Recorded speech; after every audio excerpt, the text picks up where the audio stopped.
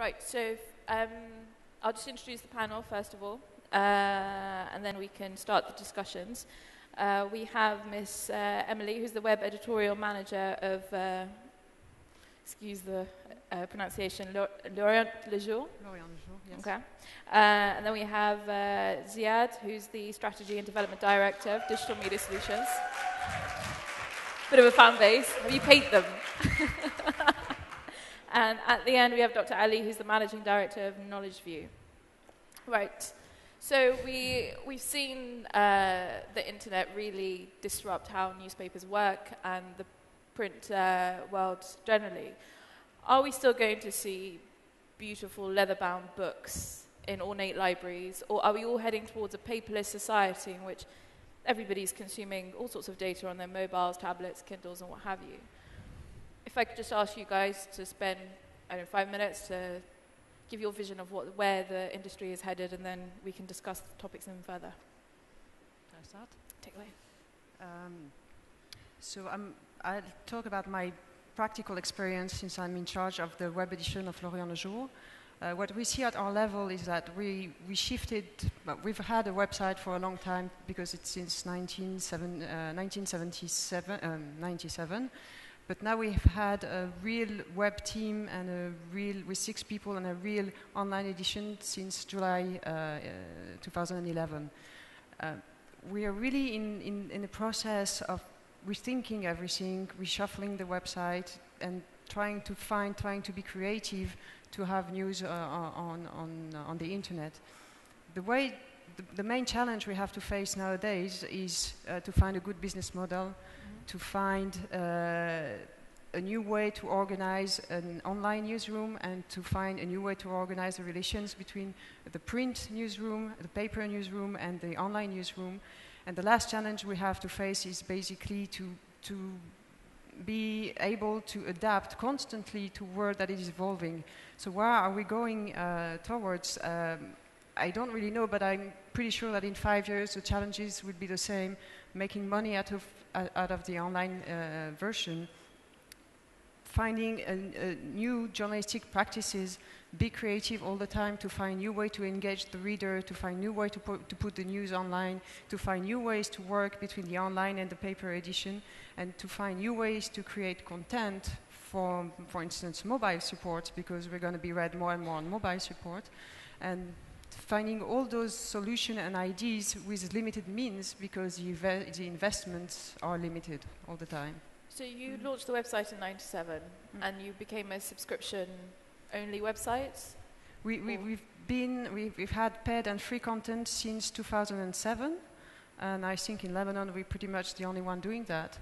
And now that we are reshuffling the website, we are really thinking of, we realize that we're not going to make too much money from the ad, because... So you still haven't found the perfect model for you guys? Of course not. Of course not. All right, Ziad, you take care of things from the advertising perspective, so... Personally, I've been in digital for 13 years. I can't imagine even, I'm a big digital advocate, a world without print. So I still see users who enjoy reading print. I was not born into digital. I'm not sure how the new generation will take that. But what we see is 2 aspects. One, readers still do prefer print to some extent, and depending on the vertical, the category. At the same time, advertisers do like print, but they're seeing readership changing and evolving. So if we have those 2 aspects, print will stay, but it feels rationally that eventually it could disappear as a medium. But I can't see that day. Some people throw numbers. Will it be in my lifetime? I have no clue. But on a commercial level, we'll still see interest in print. But there's and that's across the region? We see that across the region. But you see some sectors moving away from it, while others embracing it more because of the quality there. What we're seeing is that advertisers are caring more about the newspaper brand. So whether it's print, mobile, web, tablet, phablet, social, watches, whatever the content's going to go, we're seeing that brand. So for example, in Lebanon, we do represent L'Orient. An-Nahar and As-Safir, leading newspapers there, and they're across all platforms, because we can't even know which device, we were speaking about this, which device is coming up next. A few years ago there were smartphones, now people are calling them phablets, screens are getting bigger, and there's no clarity yet on what will be the preferred form of news. It looks like each one's going to play a role, where the newspaper is where I take my time, I sit down and read longer articles. The tablet is close to that. The mobile devices are on the go, quick news, while the web is being used as a device at work a lot. Research and reading and important. So it looks like there's going to be space for everyone. That's a bit scary on an advertising level, because there's not enough to please everyone today. In time, digital continue growing. We're seeing revenue growing on all forms, but everyone would like it to happen faster. It's going to take a bit of time for advertisers who've used to spend millions and millions on print to suddenly shift that to other media. It's going to evolve. Readers are evolving, advertising will evolve as well. Instead of the shock which happened in the US, we're not seeing that shock in the region. We're seeing some steady challenges, but more of an evolution on that front, on the readership, usage, and advertising. Okay. And Dr. Ali, in terms of, because you provide the technologies and the software that newspapers use for online, right? How has the internet, these new technologies that have come about, these new devices, impacted the way the newsroom works? I think, Knowledge View been developing software for publishers for the last 16 years, before that in D1. So in the early days, we focus on systems for print publishing. And in the last 15 years, actually, we've been focusing on digital publishing. And our software goes into the newsrooms of about 50 media organizations. So we've been living with publishers and seeing how things are evolving. And certainly the revolution that is in a very big way, the publishing revolution in Europe, is catching up with the Arab world now. And you could see that genuinely, when you talk to Arab publishers, they are very worried about how the business models are changing, how digital and the internet is affecting their business, and how they could change with it. So what we are seeing now is that revenues from print publishing is going down, revenues from digital and mobile is going up very slowly, very little of it. So they are very worried. They want to move into digital, they move into digital, but they are saying little money while their print is going down. How quickly is the print revenue, advertising from the print side, dropping in this part of the world? In the Arab world, not as much as in Europe and the US. Okay. So it is still substantial. For example, still in Kuwait, as an example, you generate about $600 million from print, from newspapers. In the UAE and in Dubai, it is much less because the broadcast is much more important. In Saudi Arabia, it's still very important. Still you generate about the same amount, about $600 million. But publishers are seeing it. They are seeing the trend. They are seeing the orders and they are very worried about it. So certainly in the next 5 years, I think we'll see big changes in the Arab world. Now the question, how the technology can help with that? How can you actually bridge the gap between print advertising and digital and mobile advertising? This is some of the technologies we've been playing with ourselves and trying with some of our publishing clients. Like you take advantage of augmented reality. So you have a mobile device, it points out at a static advert on the newspaper, and then it becomes live on the mobile. So there are technologies that coming up that could improve that. I was, when we were discussing before that, I was telling Ziad that one major UK publisher, for example, newspaper publisher, they found that they can get increase in print advertising revenue, which is being attacked in the West much more than here, by about 5% if they use some of these new technologies. So technology, I think, is going to play a very big role in the advertising field, and how the advertising can be much more interactive between the consumer sitting in there and the advertiser. So the advertiser get better value, and the consumer get rewarded for it. So we are talking about the rewarding systems becoming quite important as part of the advertising. But certainly it's the technology that's a driver. Okay. I just want to get an idea from the audience. How many of you read news on a daily basis? And how many of you actually read a newspaper, physical newspaper, day to day? Hardly any. And do you all read online on your laptops or mobile phones? Hands up for mobile phones, smartphones. It's quite a lot. And laptops during the day when you're meant to be working? It's a bit more. So what sort of trends have you noticed in the way that users are now reading news? What's the preferred device? For us, the preferred device is still the laptop. But we've seen, like, over the last 2 years, an increase of 13% considering for the traffic coming from the mobile. But we're still at a little more than 70% traffic coming from a computer or a laptop. But we see that there is a new trend, and that's why we've developed apps like on iPad, iPhone, Windows Phone, Windows 8, all this kind of stuff, because we know that we need to be present on those support from now on. It's easy to say monetize a website, but on the mobile it's different. And no one's really come up with a successful solution. So is it possible? We always say that in the West, whatever they're now still experimenting, it's going to happen in the region 5 years later, mainly in the Gulf, and even Lebanon another 5 to 10 years later. And even in the US, they've still not cracked how to generate significant revenue. But what the type of advertising revenue that we care about as DMS is premium advertising. Okay, the types that, you know, the premium brands from banks to automotive want to interact with. And mobile has this challenge because of the screen, but the usage is so great that usually the dollars will follow, but it takes a few years. As I've been in digital for 13 years. 13 years ago, $1,000 campaign was a victory. Later on, and now people don't get out of bed for a lot more than that. But what we're seeing is if the readers are using these devices, a newspaper brand can't ignore them. So as Emily said, they've got an app, mobile web. You've got to do it. You've got to be there. Will it be great the first time around? Maybe not.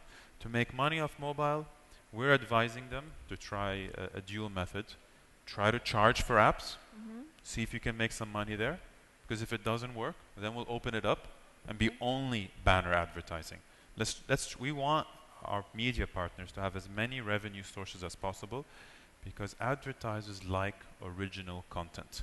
They like a quality premium audience. Newspaper readers is usually associated with CEOs, with VPs of companies. They do go to blogs, they do go to other sites, but they always end up back at their trusted newspaper brands, and we're seeing this on the web as well. Advertisers want the newspaper brands to be successful online, successful mobile, because we've actually, you mentioned something, Ali, about traditional digital. What we're doing now is we're offering packages at a premium where it includes print, online, and web. Okay. So you get them all together, and they get, and how we've convinced advertisers that now you have 24 hours presence. So that with a newspaper, it's impactful, you get good readership out of there, but the rest of the day, you're not following the reader. Stay with them on mobile, and stay with them on the web, and now that trusted brand is with you all day. Is it generating enough to replace the shift, the decline in print? No. And we're honest with that. We're honest with our partners that today is investment time. You're going to invest for a few years to get that revenue to come back later on. Are any of the regional papers willing to invest right now and wait to see whether it will be successful, or is it just far too risky? They're all investing because it's far too risky. But what they're not doing fast enough is realizing that maybe any declines in print will not come back to print. Mobile and digital newsrooms, and I think Emily can add more into that, have to be faster, quicker, do more with less. A lot more with less. Writers, journalists used to write one article a day. They have to now blog. Yeah. They need to do updates. They need to do a lot more in that same few hours. That is taking time for the older. So in Lebanon, where the newspapers have been around for the people we work with for decades, the leading journalists who are respected in the market, it's taking them longer to embrace digital. The young teams are coming in with that fiery, activity and getting, like Emily, getting digital. Well, they are cheaper, but also do a lot more. But you need the blend of both. People want the quality content, but not yesterday's news, today's information.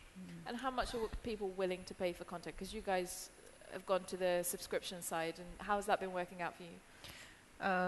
Well, the formula we have now is like some sections are limited to subscribers, and we ask for $8 a month, which is not much. We're now in the process of reshuffling the website, and in this process we thought a lot about the business model, and we have a few parameters that we have to take into consideration. And for starters, L'Orient Le Jour is a niche. It's Lebanese newspaper written in French. So though we cover international culture, sport, any kind of news, we focus on Lebanese news, and we do it in French. A very, very niche of a niche. This is a limitation in terms of outreach, but we think this is actually a strength for us in terms of subscription. So what we thought, we're thinking nowadays of going towards a paywall formula, the kind of formula that you have for Financial Times or New York Times, which is like you have access to a certain number of articles for free. When you reach this quota, you get a message and you can subscribe. Okay. So we're going towards that. How many people in the audience have signed up to a newspaper subscription online? 2. Okay. 3. 3. Were you just waving? Oh. So we have a lot of work. Are people willing to pay? I mean, the News Corporation put all their content behind a paywall. It hasn't been working out so well for all their papers. But, I mean, as I was saying earlier, we're also dealing with a generation that grew up with a very free and open internet. I mean, the last time I bought a song, I can't even remember how old I was. I'm from the Napster generation. Everything should be free. I know my way around the internet. I have access to the FT, to the Times, and I don't pay anything. But it's not illegal. How do you have access to the FT without paying? I'll tell you later. So is that a challenge, or attitudes are changing? Depends on the sector. I think in terms of payment of content. Yeah. In terms of the sector, people are paying on TV. People pay to watch their favorite sports shows because they're able to control it. You can't find a way to steal it that easily. People are paying a lot of money to watch the World Cup, the Champions League, and they're doing that. So people will pay for content as long as they feel there's no other way to watch it. Cinema is an example. Even people pay $10 to go to the cinema because they know it'll take some time to come out. On print, business sector, people pay. We talked about Mead. People pay over $1,000 for a subscription to business titles. If it's for entertainment, gossip, content which is available everywhere, they're not going to pay. A complete agreement. But there are certain verticals people are willing to pay. And apps is a perfect example. Mobile apps, people will pay a certain price, that 99 cents, $1.99. We're seeing a lot of that. But is it enough to fund hundreds of reporters? No. So there is ways to make money, and people will pay for content, but not at its true value. That's the major problem. People won't pay above a certain price point. That's the challenge. And what's great about mobile, they become a global audience. When it came with print, if you're going to print a newspaper today, I remember a time I used to get a newspaper 2 days old to read about basketball in the US, and I was okay with it. So the internet came along and everything changed. So people will pay, but at what price? Okay. So that's why you need a mixed formula. You need subscription, you need ads, you need to create paying services, you need to create a boutique, you need to making people pay for your archives. You can't have only subscriptions. You need to have a whole package that is going to cover eventually your cost. So with all these new devices, does it make it easier to monetize, or does it make life a lot more difficult? Because there are many more platforms in which all this news can be consumed. So surely that should be more revenue streams. I think, you know, some companies like The Economist in Britain, Yeah. The Economist magazine, which is like a newspaper magazine, a weekly one, they have been very successful by devising a subscription system which encompass all devices. So whether you come from web or mobile or your iPad or so on, you have exactly the same subscription. And some Arabic publishers like Al-Watan of Qatar have done the same. So they say, as new devices, new platform comes up, I got a single subscription that allow my audience to pay. But of course, for them to pay, they need more than the content. And I think I take it from what Emily and Ziad have said, is that you need prime content, like the Wall Street Journal or the Financial Times or so on, or the Economist, for people to pay. But you need much more than that. You need users' interaction with the publisher, giving them additional services so that they pay. So if you take the Economist, for example, they've been very successful in having what they call it users' forums. So they have specialists in various subjects to do with the Economist, you know, in finance and so on. And subscribers will gather around these forums and they will discuss with the specialists. So the publisher is actually offering more, offering interactivity. So interactivity between the publisher and the user is becoming much more important than just the content itself, although the content is king. Content in the end, the quality of content is what matters.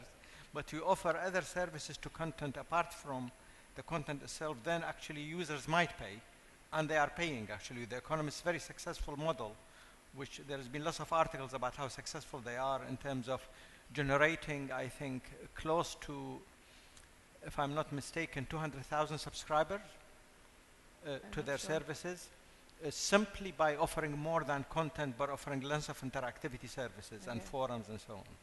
It's the great. figure might be wrong, but I think it's quite a high number. It works for The Economist because in those sectors, in those countries, global scale, there's a lot of readers. In the Arab world, there isn't, it's not, people do read, but not to the point as the West, where there's a lot of people reading The Economist, Time, so many titles that deep issues, and it's democracies, we're allowed to have free speech. A lot of topics can't be discussed, so there's a lot less analysis.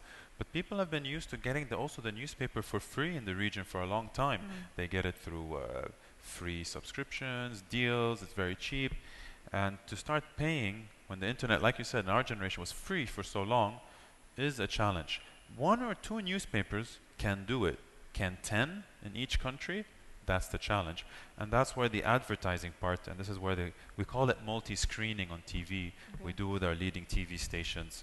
An example is LBC here, where they're a TV station, and they've become big in news as well. They've got an LBC News mobile app, hundreds of thousands of users, and the interaction with TV news and mobile, the whole advertiser wants the multi-screen effect. So I can reach the advertiser in different screens. We're applying that same logic to print. Mobile, web, tablet, print. Print's not a screen, but we're treating it as a screen in advertising. And that is the best way, what we've seen, to help them generate that incremental revenue and thing. It's about investment now. The return is not going to come that quickly. That's the bold truth. I don't need to say it. The West, even I read an article, the New York Times, with all its success, its increase that it's done on digital is still a portion of what they're still doing on print. Even though there's a decline, the decline in print is still not, the digital is not complementing that in the West yet. It's going to take time. Even though the consumption has moved online, digital advertising is still quite minimal. I mean, the sort of figures I've heard is about, at best, 6 to 7% of a total advertising budget is spent on the digital sphere in the region. So is there money to be made for all these newspapers in the region, are we going to see many names just dropping off the radar?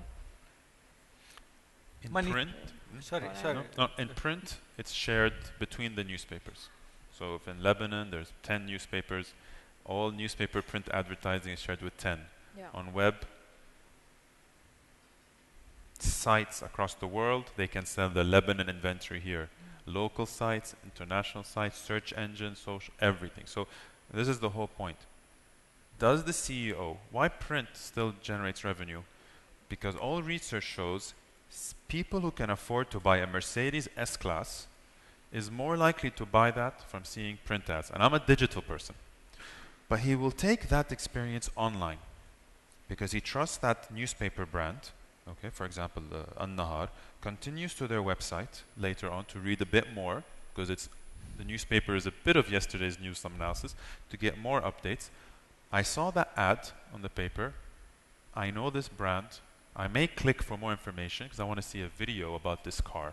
And there's more likely those premium categories are still better sold through print, where online is a great medium for youth and mobile is fast becoming mass. I would have never thought that 2 years ago, that mobile would be considered mass. And I'm sure the amount of smartphones in this room is tremendous, and the amount of internet access. So there's not enough money for everyone in digital yet. It's going to take some time.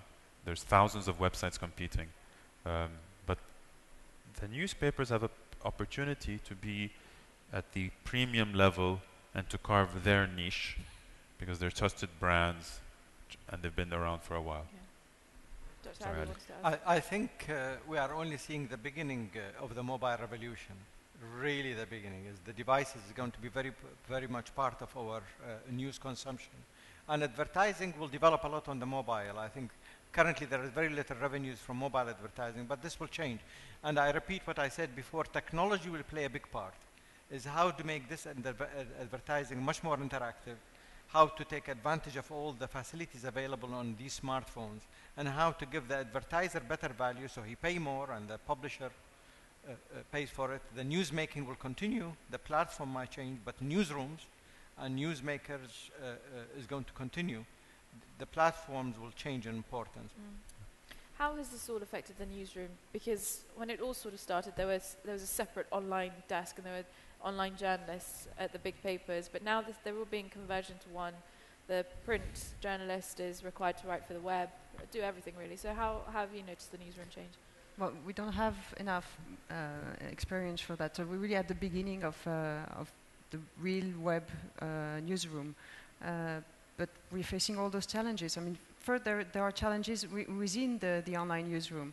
Like, you can't, in a newsroom, in an online newsroom, you ask the journalist to produce a lot of content and very fast. But you can't expect a journalist to stay behind his desk all day long for 10 years. This is really not fulfilling. I mean, you learn a lot by editing wires, but you can't do that all day long. So we have to find a way for online journalists to be journalists and to go on the ground, to report, to do feature story, to investigate.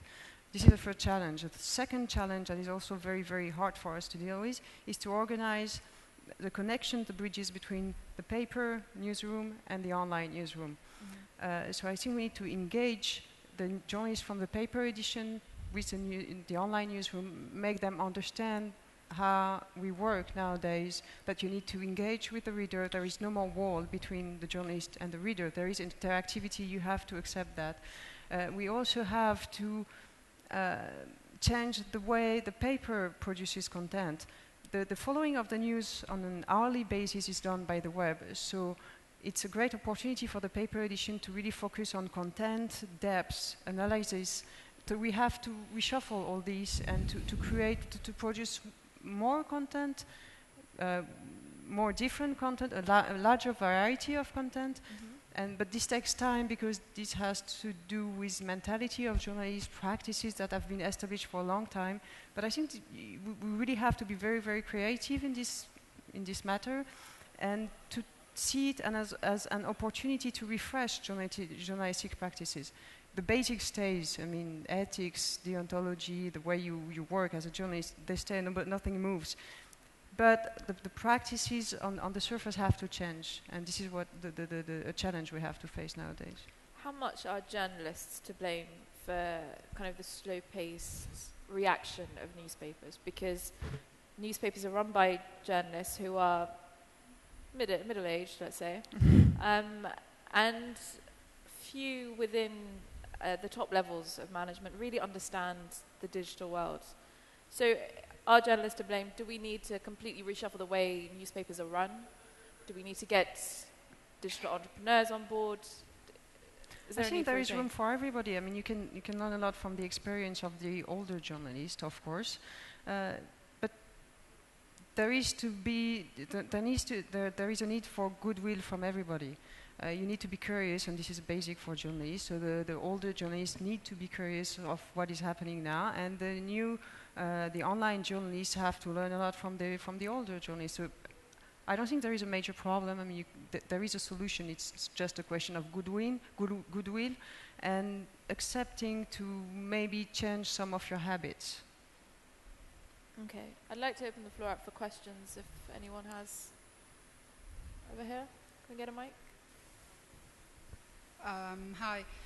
I was listening to you earlier talking about printed media and digital media, and saying that a person who buys an S-Class Mercedes would probably buy it when he sees a printed ad rather than a digital ad. And I know that you think you're separating people between older generation and younger generation, and it's true that the native digitals, people who were born into the digital world, use it better.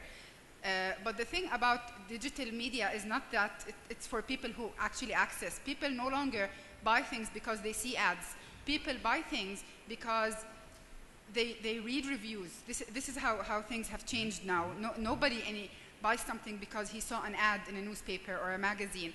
And the problem with marketers is that when you tell them you want to market your product digitally, what they do is that they make you a banner and they put it, just the same one at the newspaper. And this is not how you do marketing for mobiles and for the internet. It's not just about the banner and resizing the ad that you have on the newspaper.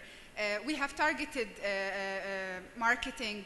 When someone is at the mall, they should receive ads from shops there for their age group, for their location, etc. The thing is that people who are responsible for marketing are not doing digital media. What they're doing is that they're copy-paste. They're copying the ads they put on printed media and magazines and newspaper, and putting them on websites and apps. I think if they do know, or they do how and what, how many opportunities they have, and do that on apps and websites, it would be different. Everybody will go there, because my dad, who still has a phone book in his pocket and he dials on his phone from it, would tell me before purchasing something, could you read on the net and tell me what people say about it? So I think people should engage and change the way they advertise. It's not where they advertise it. It's the way they do it. They don't do it right. The second thing I wanted to say is, you think that we will be like the States? I mean, internet users are going on their phones more often. Don't you think that this is going to be here by the end of this year, for example? I mean, we're all engaging on our phones when we're on TV, when we're in class, when at work. So don't you think this is a huge market? It's bigger than tablets, than... May I? Yeah, go ahead. For the first comment, if in the West, everything's happening ahead of us, and print advertising has declined tremendously. But it will eventually stop declining, and they've already seen it plateauing a bit, because there's a certain audience that they can reach through there. So I agree on the point that just sticking an ad is not really as successful advertising. And we see marketers across the region evolving, some more than others, and that's how usually leaders will start, others will follow. And if we provide the advertising platforms, they will follow as well. So we're working on that. And in the region, you're seeing marketers try a variety of activities through content, social, premium advertising, a variety of ways to engage with their audience. But a lot of advertisers, if we talk in the Gulf, they're not losing sales. sales is growing. When economy is booming, like in the Gulf, advertisers will not change as fast. One of the big jumps in digital happened a few years ago when the economic crisis happened, and digital spend went up.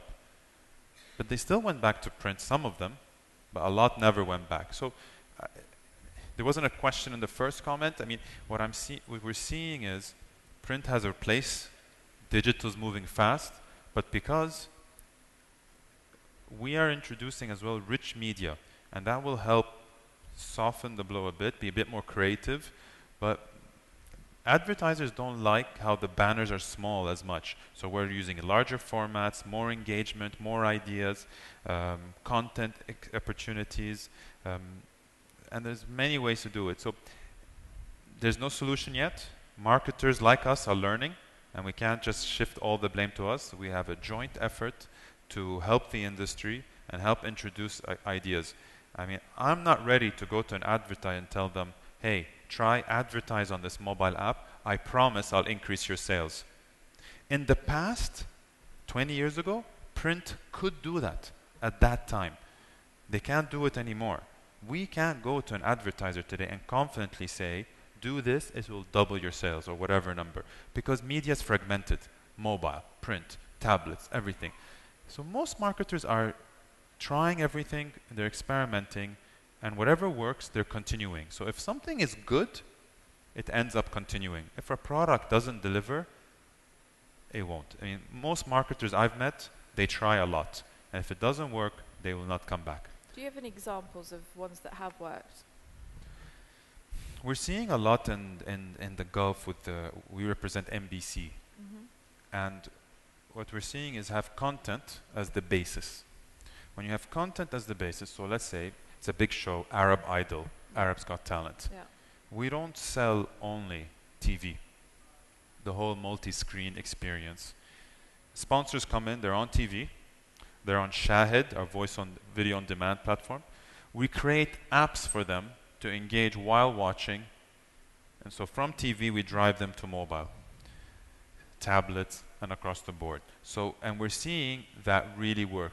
We did something with Pepsi where we also had a code, a QR code type on the can, driving users to the site. So there's many opportunities.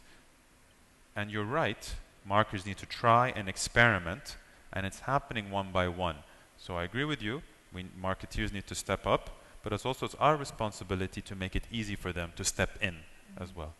On mobile, yes, it's happening, it's already happened. We have websites, news websites that 50% of their traffic is mobile, and everyone, you hear that digital is 3 to 6% of spend, mobile is 1 to 2% of digital. So it's not gonna, the mobile ecosystem is growing, and it's going to expand aggressively over the next 2-3 years. Revenue-wise, it's going to take more time, as did the web 10 years ago, to come up with the best advertising models. Because a banner is nice, but it's not impressive yet on a mobile. It's good, but it's not great yet. It needs more time. Do you think banner will ever work on mobile? I mean, who clicks through on the banner adverts when they're reading something on the mobile? You know, they call it fat fingers. Sorry. I think you need, on the mobile, you need to take advantage of the mobile capabilities and make the advert that more engaging. Yes. If it is just a banner ad like on paper, then then there is no use. You have to use the technology. And locations, advertising. The location, the advert has to do two things in my view. One is much more engaging with the user. It asks him questions, interact with him. You provide a platform for interacting with the consumer with the advertiser directly. So you give the advertiser more value, and the consumer enjoys the advert, becomes an experience. Secondly, another question has been raised whether the consumer should be rewarded for advertising. And this is something that we are pushing for. So if the consumer contribute content about himself or herself to the advertising, why can't she or he be rewarded for it? And that's interesting, because information about your excuse me, information about yourself is valuable, is content, is valuable content, and this content has a price. And if you're rewarded for it, then that's an interesting concept. So I think with this technology, the whole field is going to change tremendously, but we are seeing little money from mobile advertising. I think it's going to increase over the years. It hasn't increased significantly in the US. A lot of it is from other mobile apps advertising each other or gambling, porn, all types of sectors not here in the Middle East. Yeah. There is potential in the banner, but will it replace print? No. Okay. That's the challenge. We're talking about making a lot of money off a device which has immense potential, immense penetration. But advertisers like to commoditize advertising too much. Oh, banner. They don't even ask the brand sometimes, in terms of non-premium brands. I'll just buy a click. Yeah. If you just buy a click and you don't care where that click comes from, it's really bad for media in general to create quality content. Okay. Any other questions? The lady at the front. Oh, gentleman at the back, and then the lady at the front. Ziad, this one is for you. You were talking about the packages at DMS and the cross-selling you're trying to do between print and digital.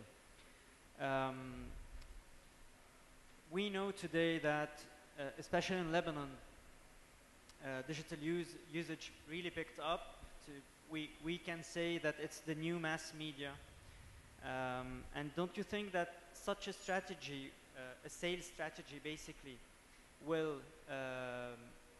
won't give the credibility that we are all trying in the business industry, of online industry, to give to that medium? Because basically we're somehow giving kind of free banners with every digital, with every print insertion. It's like saying to all the clients, you know what, you don't need to go there. Just keep on investing in print and newspaper, and you will have your presence online. It's not helping digital planning, especially when some leading newspapers are not at the same time the leading news portals or whatever. I'm not specifically talking about DMS, but in general. Okay. Thanks. No, good question, fair question. We take that on into consideration, and then the Shwari Group and DMS is about increasing revenues for our media partners, so we will never give something for free. What we've done is we've got a great DMS team here. What we've done, we think we're adding value to the advertiser. So we've increased the price slightly and introduced multi-screens availability to the advertiser. But that's not exclusive. Advertisers, we still have an aggressive objective to increase digital type advertising. But what we've seen, because of the economic situation in Lebanon, you are not seeing the whole cake growing. The economy is not growing. So media is being taken from each other instead of new sources of revenue. So what we've done is we want to get our traditional advertisers on board on digital, be happy to see their banners online, experiment, get educated. Don't be scared. We'll teach you what a click is, what impressions are, how a website looks, what an ad server report looks like. Through that, they are getting introduced to digital. This is not the end game. The end game is digital marketing solutions, but we believe in the cross-media integration opportunities. We see it's more successful. Advertisers want it, but never at the expense of digital and the digital industry and everything we're trying to do. No, it's at a premium. It actually, we believe, adds a lot of value. We're actually going to introduce even mobile into that. So an advertiser in the same day will be present on print, web, and mobile, and can follow the advertiser across the day. So no, we're not going to give anything away for free. Quite the opposite. We think we're adding value so that our media can make more money, reinvest, grow traffic, get the products you want sooner, so you can push that to your advertisers. There's a lot of demand on advertisers telling us, why don't you have this? Why don't you have that? We need to help our partners make money sooner to reinvest in the business. Okay. Does that answer your question? If you'd like to ask. Hi. So also a question for Zia. I thought it would be interesting first to note the psychology of the reader when we're looking at the behavior of advertising in print and in digital. When you're looking at an ad in a magazine or a newspaper, the real estate of what you're looking at is quite generous. So if an ad takes a full page, it's no problem. You just switch the page and you go on. When you're looking at the digital space, you're actually paying because every ad is making the download speed of your page slower. So the reader is actually paying for every ad which is there in terms of the time waiting for everything to download. And the real estate is quite limited, especially on mobile. So at the end of the day, ads on mobile are something that and interferes between you and what you want to read. So, and that is something which is causing reader behavior to be a learned behavior of avoidance. So studies using eye movement, looking at advertising on mobile and on desktop, they've seen that users have learned to move their eyes away from banners. That's why banners are so unsuccessful. Yes, banner blindness. Absolutely, yeah, absolutely. Everything which is red and bold is being avoided because it looks like the early ads, so we've all learned this behavior. However, there is something really interesting in digital space, and that was what I wanted to ask you about. If we could look at ads on mobile as a gateway to social media, so if advertisers could be encouraged to look at a banner as a way to connect with a Facebook campaign or a Twitter campaign, then maybe that might generate a little bit more interest because then they're all coming together and the banner becomes an enabler rather than something that interferes with the overall content that you want to consume. There's two aspects to that. One, even though a banner is, the screen is small, mobile advertising has usually one banner on the screen. Not on web where there's maybe 2 to 3 banners. So the percentage of real estate a mobile has on a mobile, the ad has on a mobile screen is much greater. That's a good thing. Doesn't mean it's exciting to advertise on, but that's a good start for mobile. They're not flushing the page with 6 banners, how it used to be 10 years ago. Regarding social media actually increased the traffic of all news websites because people don't trust all the time news on social media. They hear it first there, but they go to their favorite news brands again to validate and correct. Regarding social media and banner advertising, I'm not sure how that would work because that only benefits social media. It grows the traffic of social media websites who are making advertisers pay to get likes, and research is showing that it's important to be on social media, but the more likes you get, it doesn't mean you increase sales. So they're having a hard time proving that. So social media is here to stay. It's a great tool, and it's going to only get better. But in terms of an advertising platform, there's a severe doubt on how to best use it. And they're learning. Social media actually accounts for most of mobile web traffic. That's what you stay on all the time, whether it's checking in, uploading photos. Does it have a place in banner advertising so that you go to play a game and I'll drive you back to Facebook or social media and come back? But I'm not sure. Already social media share links are everywhere and there's already this activity.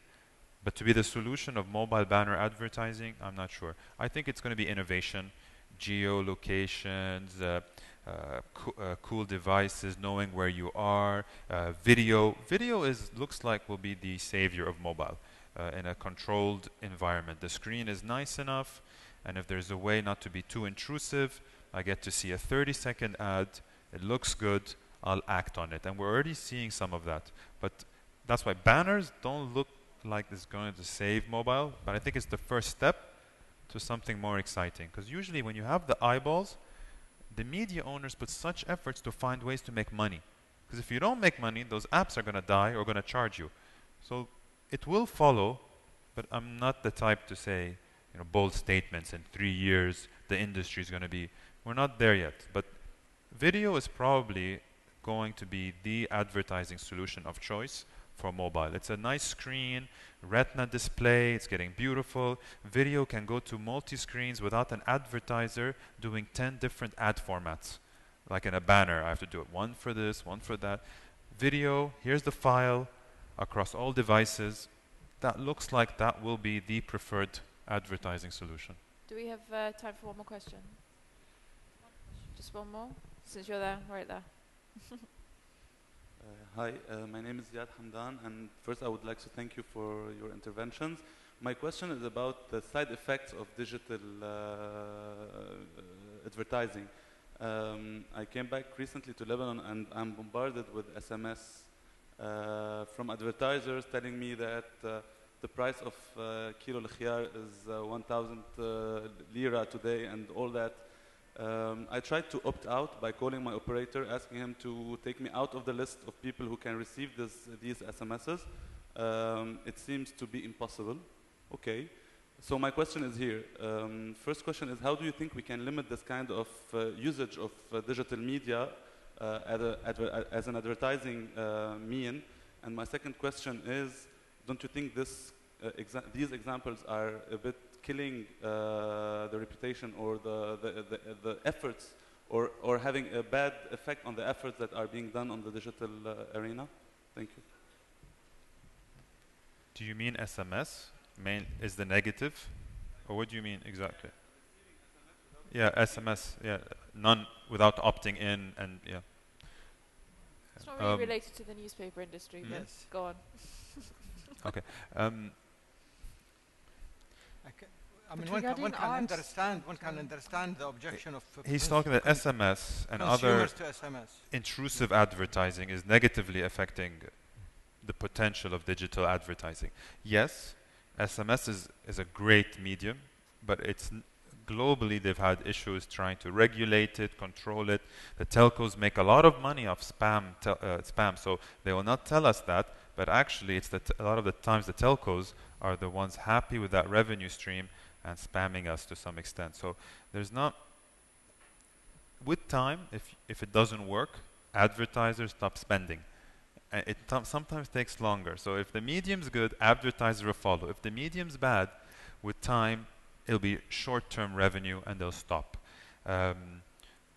We have to educate ourselves as advertisers, agencies, marketers, work together to make sure we use quality products.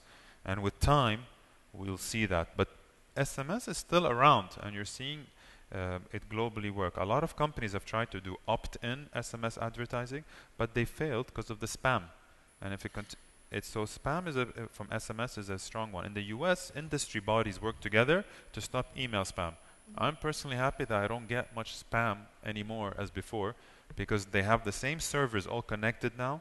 And if someone's spamming, they all know Hotmail, Gmail, or whatever the system is. SMS, there has to be bodies that work together for the benefit of the user. But in the region, it's not like we have consumer watchdogs complaining. We just say, we just delete. And it's a challenge. That was your first question. The second one? Or was that, did I answer them? That's it. Okay. So just in 10 seconds, very quickly, how do you see the newspaper industry 5 years from now? How do you see newspapers? The newspaper industry in the region. How do they develop? Sorry? Yeah, what's the industry going to look like in 5 years? For advertisers. For newspapers? Yeah. The industry. I think in terms of newspapers, they are investing now in developing their newsrooms to multi-publish much more efficiently.